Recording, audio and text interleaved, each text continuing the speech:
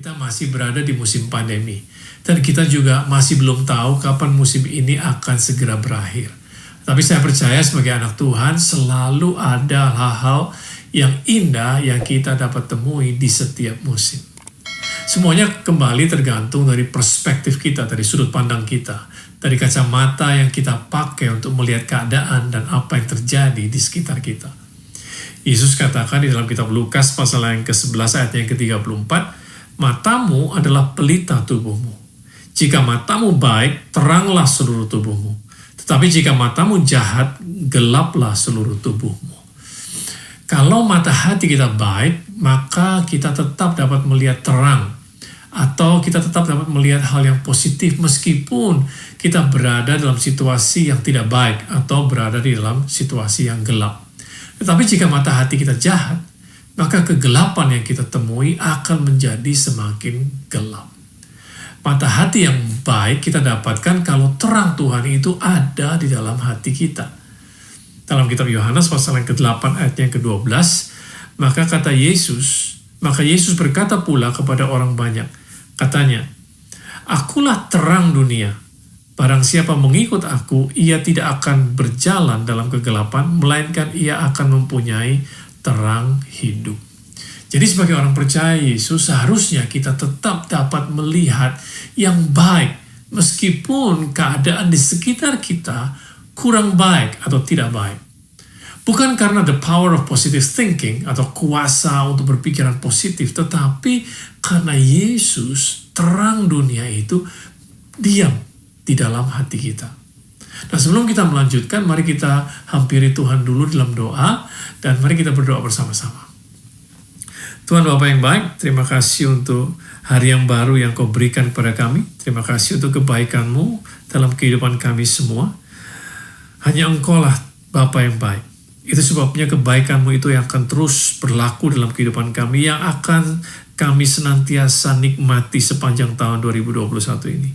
Hati dan pikiran kami terbuka, siap untuk menerima kebenaran firman-Mu.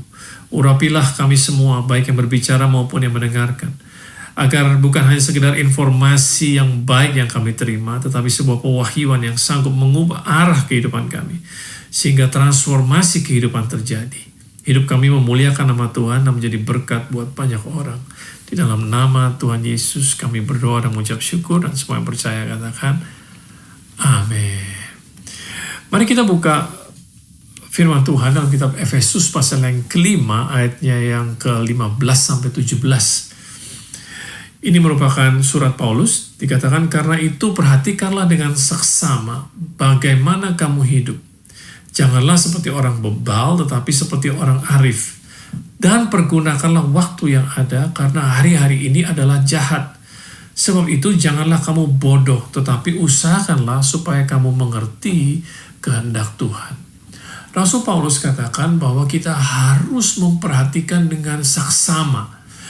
Kita harus memperhatikan dengan sungguh-sungguh gaya hidup kita. Bagaimana caranya kita hidup. Gaya hidup atau lifestyle yang menentukan bagaimana hasil akhir kehidupan kita. Jadi kalau kita tidak suka dengan apa yang kita hidupi sekarang ini, kita harus memeriksa gaya hidup kita. Di awal tahun baru, seperti di tahun-tahun biasanya, banyak orang membuat resolusi tahun baru atau yang dikenal dengan New Year Resolution. Dari sebuah studi yang dilakukan oleh University of Scranton di Pennsylvania di Amerika Serikat, studi ini menyatakan bahwa hanya sekitar 8% orang yang berhasil untuk memenuhi resolusi tahunan mereka.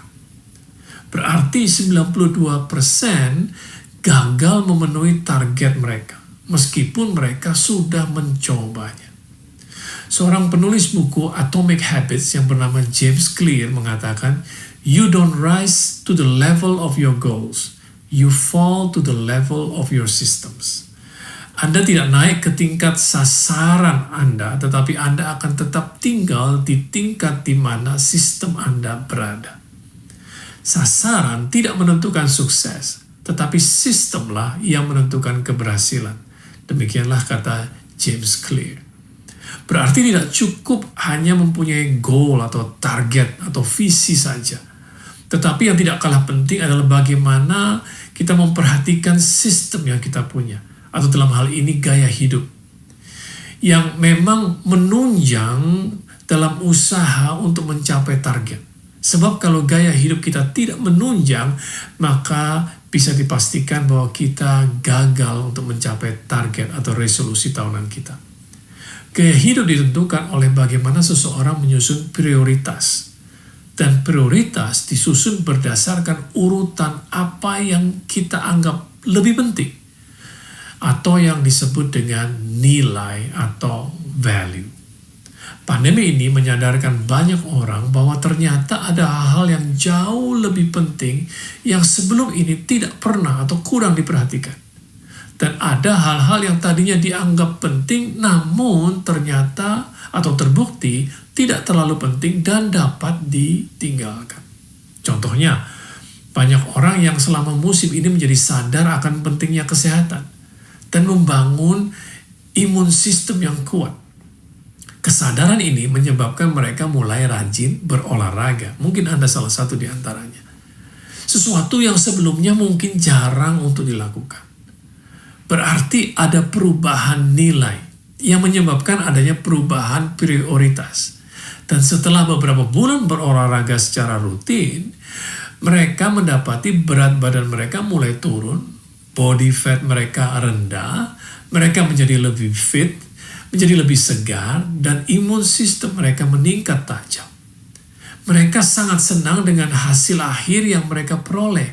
Dan mereka-mereka inilah yang mendapat keuntungan dari musim pandemi ini. Contoh yang lain lagi, ada banyak yang mulai sadar akan pentingnya membangun hubungan yang intim dengan sesama anggota keluarga. Antara suami dan istri, antara orang tua dan anak-anak. Karena selama ini mungkin terlupakan, karena mereka sibuk mengerjakan pekerjaan yang di luar rumah. Dan mereka tidak mengerjakan pekerjaan yang di dalam rumah. Akibatnya, begitu diperlakukan PSBB atau lockdown, di mana banyak yang harus bekerja di rumah, dan anak-anak juga online school, maka keributan demi keributan yang sebelumnya jarang terjadi di antara sesama anggota keluarga menjadi lebih sering terjadi. Contoh lain lagi, dengan adanya aplikasi seperti Zoom atau Google Hangout, ternyata ada banyak meeting yang bisa dilakukan tanpa kita harus pergi keluar dari rumah atau keluar dari kantor, yang menyebabkan kita dapat lebih efisien dalam menggunakan waktu dan menjadi lebih produktif lagi. Dan masih banyak contoh-contoh lain yang mungkin Anda sendiri juga menemukannya. Tetapi semuanya ini tidak dapat terjadi kalau tidak ada perubahan atau adjustment yang kita lakukan. Kalau kita tidak mau mengambil tindakan untuk berubah, maka ini semua hanya merupakan sebuah ide yang baik saja. Memang pada kenyataannya perubahan bukanlah sesuatu yang mudah untuk dilakukan. Banyak orang yang menyukai ide perubahan sampai dirinya sendiri yang harus berubah. Perubahan adalah satu-satunya hal yang konstan di dunia ini.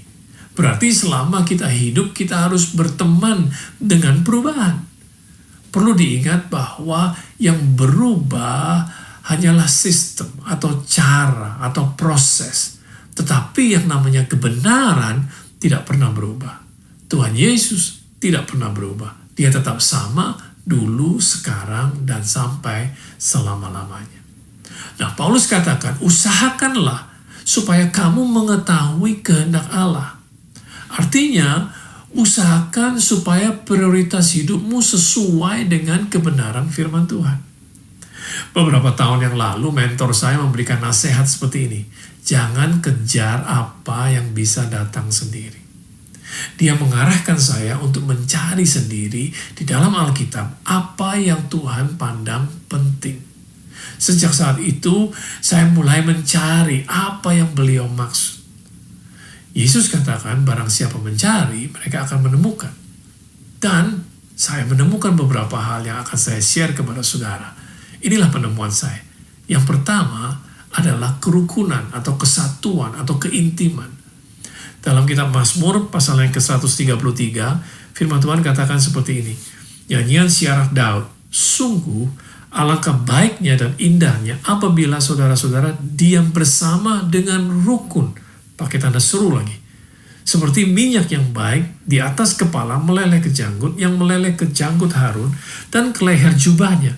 Seperti embun gunung Hermon yang turun ke atas gunung-gunung Sion, sebab kesanalah Tuhan memerintahkan berkat kehidupan untuk selama-lamanya.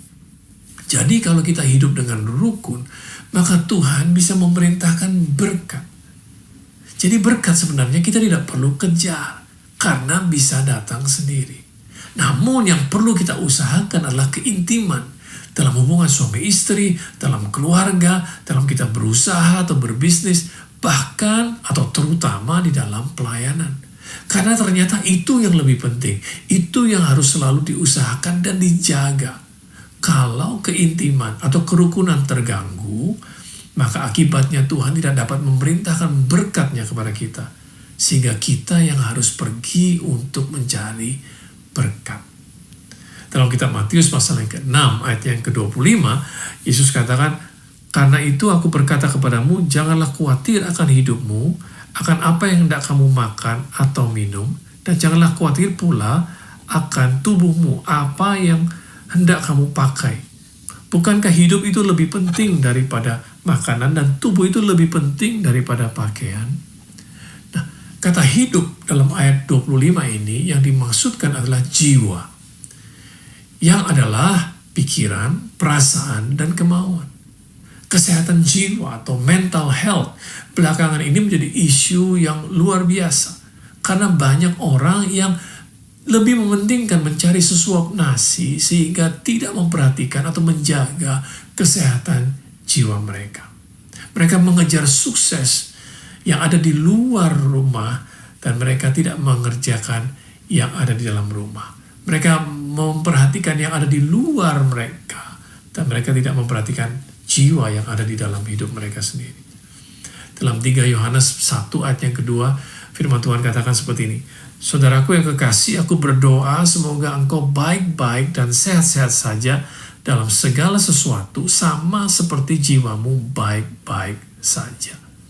Saya suka dalam terjemahan New King James Version dikatakan, "Beloved, I pray that you may prosper in all things and be in health just as your soul prospers." Jadi kalau jiwa kita makmur, kalau jiwa kita berkelimpahan, maka hidup kita akan menikmati kemakmuran atau kelimpahan yang sesungguhnya.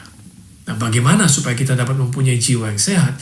Yesus meneruskan dengan mengajarkan, di ayat yang ke-33 kita bisa baca dari Matius pasal yang ke-6, "Tetapi carilah dahulu kerajaan Allah dan kebenarannya, maka semuanya itu akan ditambahkan kepadamu."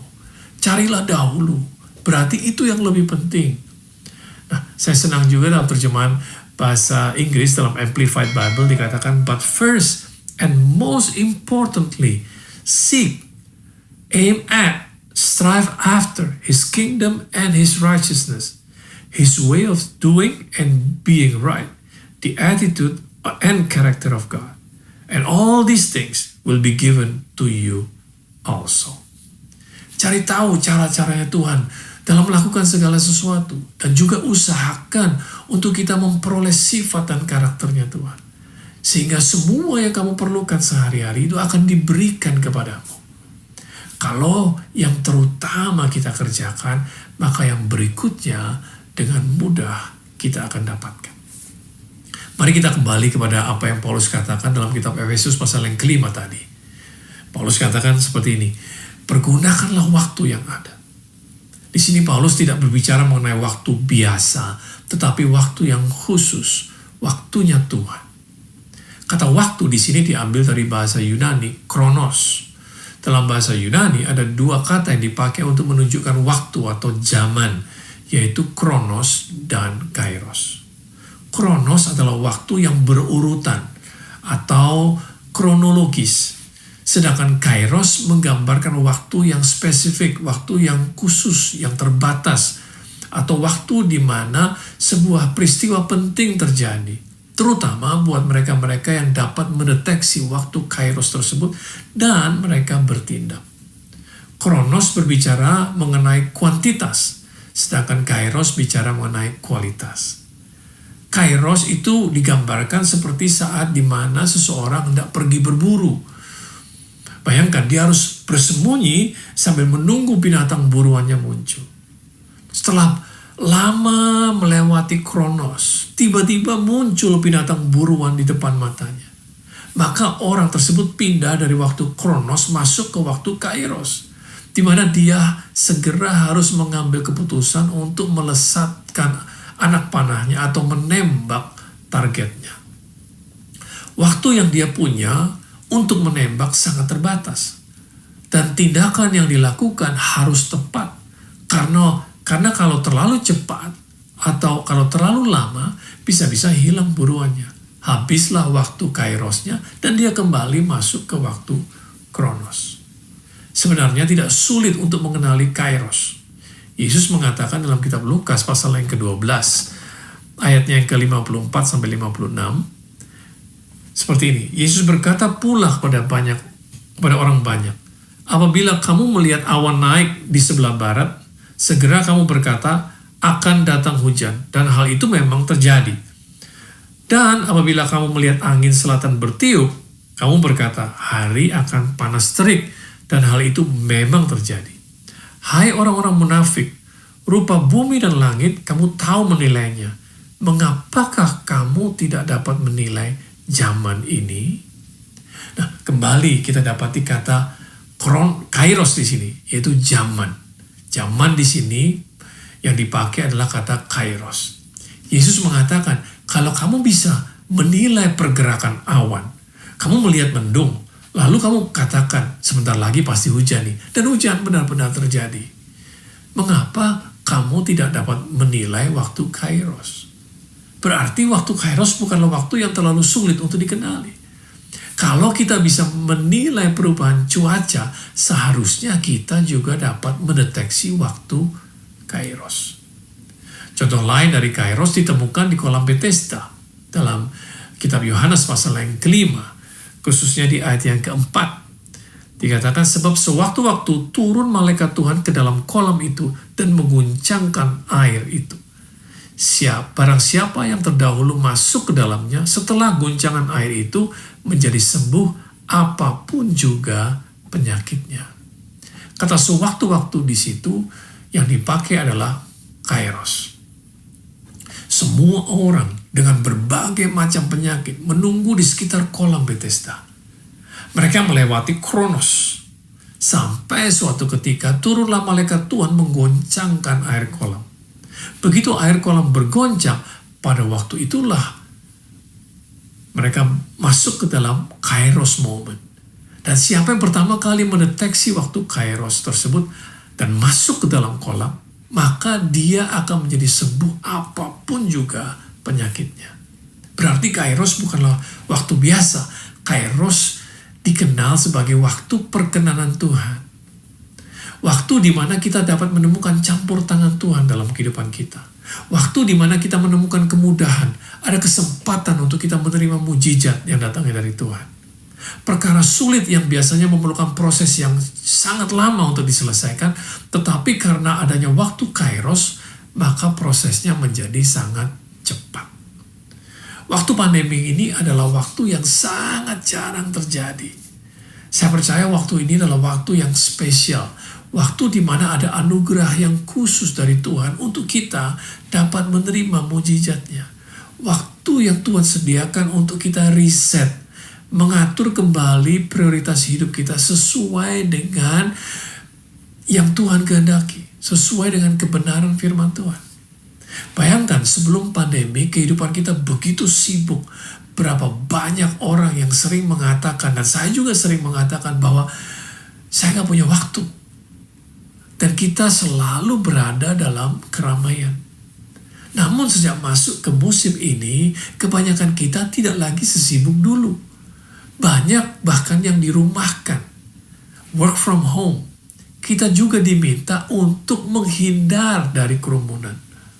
Dalam suasana yang ramai dan dalam kesibukan yang tinggi, kebanyakan orang tidak mempunyai waktu untuk membangun hubungan dengan Tuhan, apalagi untuk belajar mendengarkan suaranya. Di dalam keramaian juga sangat sulit untuk mendengarkan suara seseorang yang berbicara kepada kita. Tetapi di dalam suasana yang sunyi dan sepi, pada saat kita tidak berada dalam kerumunan, maka sebuah bisikan saja sudah dapat didengar dengan jelas. Jadi musim pandemi ini adalah musim yang khusus di mana Anda semua, termasuk saya juga, mempunyai kesempatan.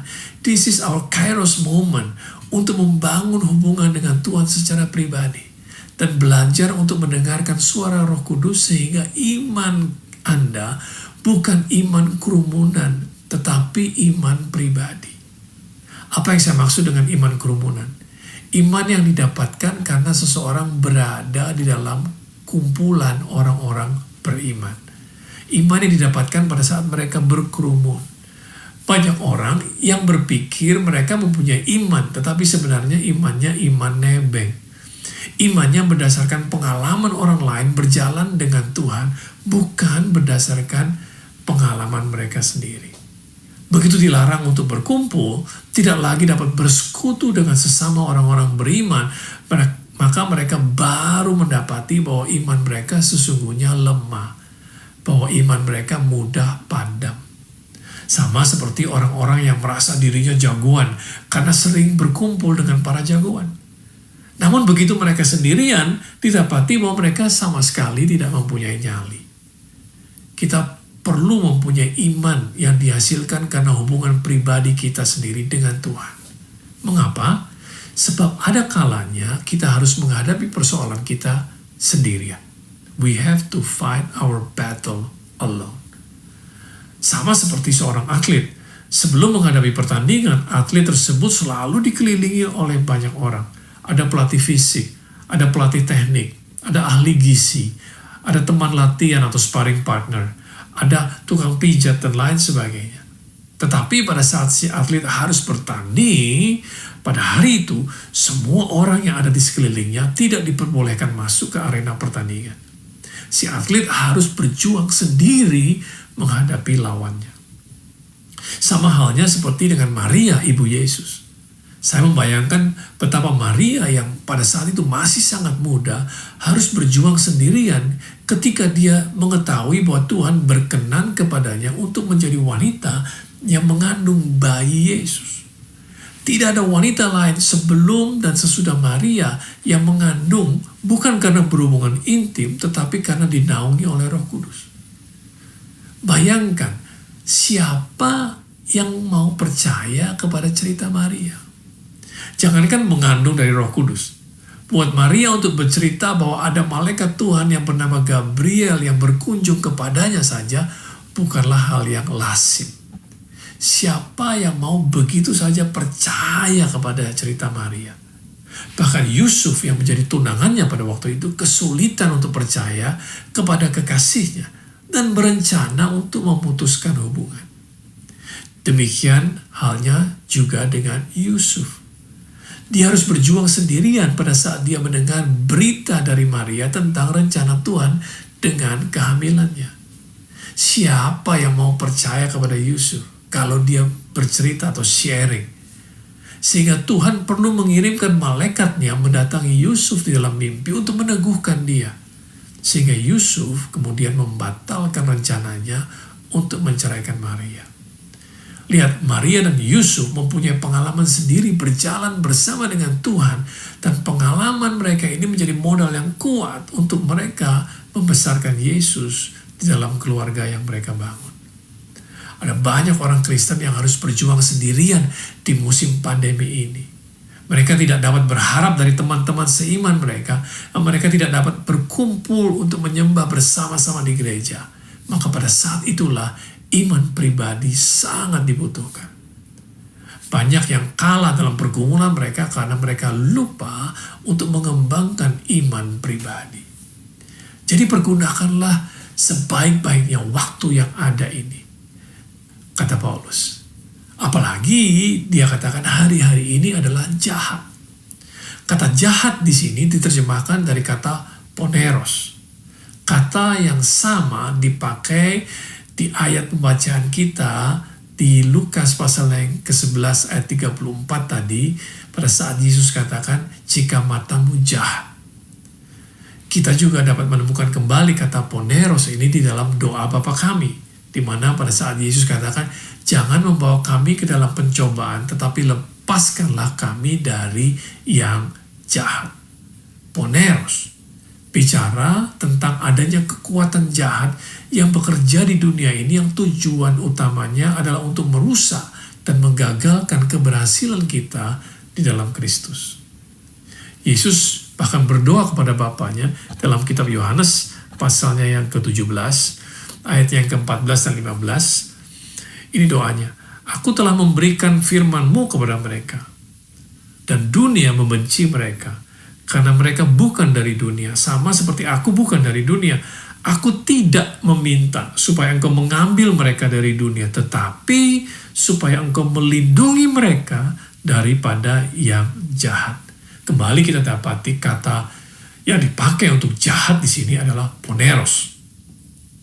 Yesus mau kita menjadi garam dan terang buat dunia ini. Tetapi pada saat yang bersamaan, dia tahu ada kuasa poneros yang bekerja di dunia ini untuk menggagalkan kita menjadi terang dan garam dunia. Itu sebabnya Yesus meminta kepada Bapa tidak untuk mengambil kita dari dunia ini, tetapi agar Bapa melindungi kita dari poneros. Jadi kita tidak perlu takut karena Bapa selalu mendengar dan menjawab doa Yesus. Yesus katakan, aku telah memberikan firman-Mu kepada mereka. Itu sebabnya kita harus belajar mengenal firman Tuhan. Menjadikan firman Tuhan sebagai landasan yang terutama dalam kehidupan kita. Dia mau supaya kita bukan hanya sekedar menjadi pendengar saja, tetapi menjadi pelaku firman Tuhan. Sehingga prioritas hidup kita sesuai dengan kebenaran.